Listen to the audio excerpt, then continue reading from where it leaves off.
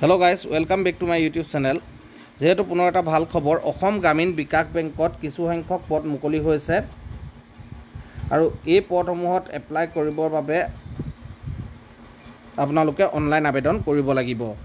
সহায়কৰ পদত online apply হৈ আছে আৰু ইয়াৰে এক্সাম ডেট সিলেবাস আবেদন ফিজ সকলো আমি এই ভিডিওটোৰ মাজতে আলোচনা কৰিম গতিকে ভিডিওটো হেকলৈকে চাব আৰু যি সকল বন্ধু বান্ধৱী আপোনালোকে চেনেলটো নতুনকৈ ভিজিট কৰিছে আপোনালোকে চেনেলটো সাবস্ক্ৰাইব কৰি ৰাখিব যাতে এনে ধৰণৰ ভিডিও নটিফিকেশনসমূহ পোনপটীয়াকৈ লাভ কৰিব পাৰে এতিয়া বলক দেৰি নকৰি আজিৰ ভিডিওটো আৰম্ভ কৰোঁ ইয়াৰে name of post institute of banking and personal sector IBPS ৰ ফালৰ পৰা এই পদসমূহ মুকলি হৈছে আৰু এই পদসমূহৰ এপ্লাই লাষ্ট ডেট হৈছে 27/6/2024 27 তাৰিখে এই পদসমূহৰ এপ্লাই লাষ্ট ডেট আৰু ইয়াৰে টোটাল পদৰ সংখ্যা হৈছে 9995টা পদ আপোনালোকে ইয়াতে দেখিবলৈ পাব আৰু ইয়াৰে পদসমূহৰ নাম চাওক office assistant officer scale 1 2 and 3 office assistant officer scale 1 2 and 3 আৰু ইয়াৰ application mode online bank job হয় আৰু অল ইন্ডিয়া মেল ফিমেল ক্যান্ডিডেটে এই পদসমূহত এপ্লাই কৰিব পাৰে ইয়াত আপোনালোকে পদসমূহ চাই লওক অফিচ এসিস্টেন্টৰ আপোনালোকৰ ইয়াতে 5585টা পদ অফিচাৰ স্কেল 1 AM ইয়াতে 3499টা পদ general banking officer manager scale 2 496টা পদ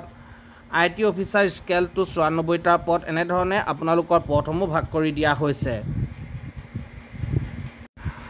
আৰু ক্যাটাগৰী ওয়াইজ ইয়াতে পদসমূহ ভাগ কৰি দিয়া হৈছে আনৰিজাৰ্ভৰ কিমানটা SC কিমানটা ST কিমানটা OBC কিমানটা ক্যাটাগৰী ওয়াইজ ইয়াতে ভাগ কৰি দিছে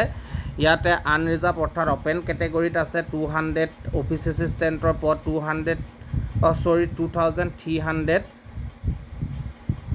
2332টা OBC আছে 1013টা নেক্সট SC আছে 938টা ST 466 টোটাল আছে 5585টা পদ ঠিক তেনে ধৰণে বাকি পদসমূহ এনে ধৰণে ক্যাটাগৰী ওয়াইজ আপোনালোকৰ ভাগ কৰি দিয়া হৈছে আৰু এই পদসমূহত এপ্লাই কৰিবৰ বাবে তিনিটা পদৰে এজ লিমিট বেলেগ বেলেগ ধৰণৰ অফিচ এসিস্টেন্টৰ কাৰণে আপোনালোকৰ যিসকল ওপেন অৰ্থাৎ জেনেৰেল ক্যাটাগৰী ব্যক্তি আপোনালোকৰ ইয়াতে 18 বছৰৰ পৰা 28 বছৰৰ ভিতৰৰ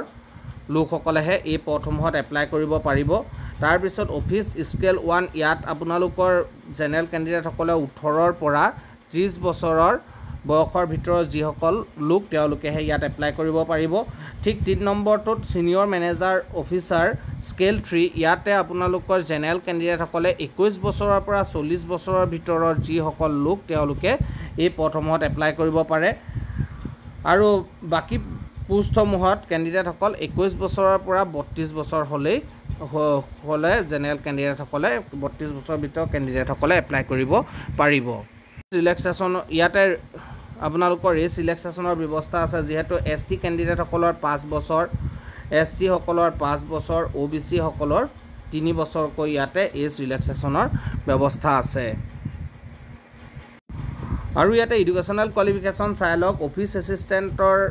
পোষ্টসমূহৰ কাৰণে ইয়াতে আপোনালোকৰ বেচেলৰ ডিগ্ৰী বিচাৰিছে এনি ৰিকগনাইজ ইউনিভাৰ্সিটিৰ পৰা বেচেলৰ ডিগ্ৰী ইয়াতে বিচাৰিছে আৰু আপোনালোকৰ ইয়াতে প্ৰফিচিয়েন্সি বিচাৰিছে লোকেল ল্যাঙ্গুৱেজ আপোনালোকে ভালদৰে ক'ব জানিব লাগিব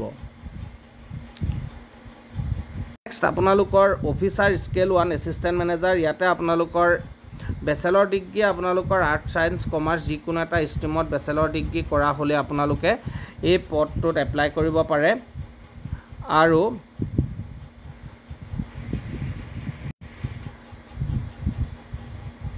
আপোনালোকে লোকেল ল্যাঙ্গুৱেজ সত ইয়াতে গুৰুত্ব প্ৰদান কৰা হৈছে আৰু বাকি পদসমূহ আপোনালোকে তেনেদৰে চেক আউট কৰি ল'ব বাকি পদসমূহটো কেনে ধৰণৰ এডুকেশনাল কোৱালিফিকেশন বিচাৰিছে ইয়াতে দি দিছে আপোনালোকে হেসমূহ চেক আউট কৰি ল'ব আৰু এই পদসমূহত এপ্লাই কৰিবৰ বাবে আপোনালোকে এপ্লিকেশন ফিজ দিব লাগিব ইয়াতে জেনাৰেল ক্যান্ডিডেট সকলে 850 টকাকৈ এপ্লিকেশন ফিজ দিব লাগিব খুব বেছি ইয়াতে এপ্লিকেশন ফিজ বিচাৰিছে আৰু OBC ক্যান্ডিডেট সকলে ইয়াতে 850 টকাকৈ এপ্লিকেশন ফিজ দিব লাগিব EWS সকলো 850 টকাকৈ এপ্লিকেশন ফিজ দিব লাগিব বাকি ST SC আৰু PS কেণ্ডিডেটসকলে ইয়াতে 175 টকাকৈ এপ্লিকেশ্যন ফিজ দিলেই এপ্লাই হৈ যাব। আৰু সিলেকশ্যন প্ৰচেছটো চাওক, অফিচাৰ এছিষ্টেণ্ট মাল্টিপাৰপাছ প্ৰিলিমছ হ'ব। ইয়াতে প্ৰিলিমছ এক্সাম এটা অনুষ্ঠিত হ'ব আৰু ইয়াতে আপোনালোকৰ থাকিব ৰিজনিঙৰ মাৰ্ক থাকিব 40, তাৰপিছত নিউমেৰিকেল এবিলিটি ইয়াতে 40 মাৰ্কৰ কুৱেশ্যন আহিব আৰু টোটেল আপোনালোকৰ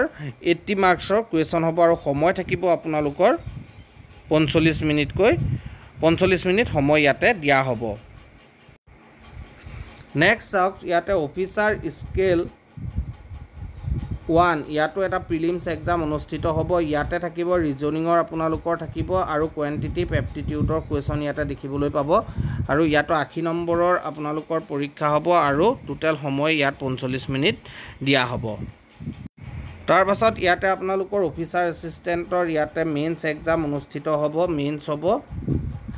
আৰু ইয়াতে আপোনালোকৰ থাকিব ৰিজনিং থাকিব, কম্পিউটাৰ নলেজ থাকিব, general awareness, Hindi English language, numerical ability ইয়াতে কুৱেশ্যন থাকিব আৰু সকলোৰে ইয়াতে 40 নম্বৰকৈ থাকিব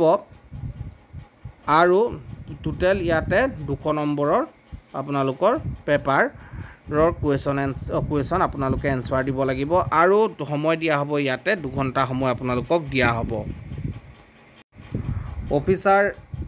স্কেল 1 মেইনছৰ কাৰণে আপোনালোকৰ একেই reasoning, computer knowledge, general awareness, Hindi English language, quantitative aptitude আৰু 200 মাৰ্কৰ ইয়াতে পৰীক্ষা হ'ব আৰু টোটেল সময় দিয়া হ'ব 2 ঘণ্টা সময় ইয়াতে দিয়া হ'ব। আৰু এই পদসমূহৰ এপ্লাই ষ্টাৰ্টিং ডেট 7/6/2024 আৰু লাষ্ট ডেট হৈছে আপোনালোকৰ 27/6/2024 অৰ্থাৎ এপ্লাই হৈ আছে, আপোনালোকে এপ্লাই কৰি ল'ব পাৰে। আৰু কণ্ডাক্ট প্ৰিলিমছ এক্সাম 22ৰ পৰা 27 জুলাই ভিতৰত আপোনালোকৰ প্ৰিলিমছ এক্সাম হৈ যাব আৰু আপোনালোকৰ আগষ্ট ছেপ্টেম্বৰত আপোনালোকৰ প্ৰিলিমছৰ ৰিজাল্ট দি দিব। তাৰ পাছত মেইনছ এক্সাম আপোনালোকৰ ছেপ্টেম্বৰ অক্টোবৰ ভিতৰত হ'ব বুলি ইয়াতে তেওঁলোকে উল্লেখ কৰিছে। আৰু যদিহে ভিডিঅ'টো ভাল লাগিল তেনেহ'লে ভিডিঅ'টি শ্বেয়াৰ কৰিব নিজৰ বন্ধু বান্ধৱীসকলৰ মাজত আৰু চেনেলটো ছাবস্ক্ৰাইব কৰি ৰাখিব যাতে এনেধৰণৰ ভিডিঅ'ৰ ন'টিফিকেশ্যনসমূহ পোনপটীয়াকৈ লাভ কৰে। ধন্যবাদ। জয় আই অসম, জয় হিন্দ।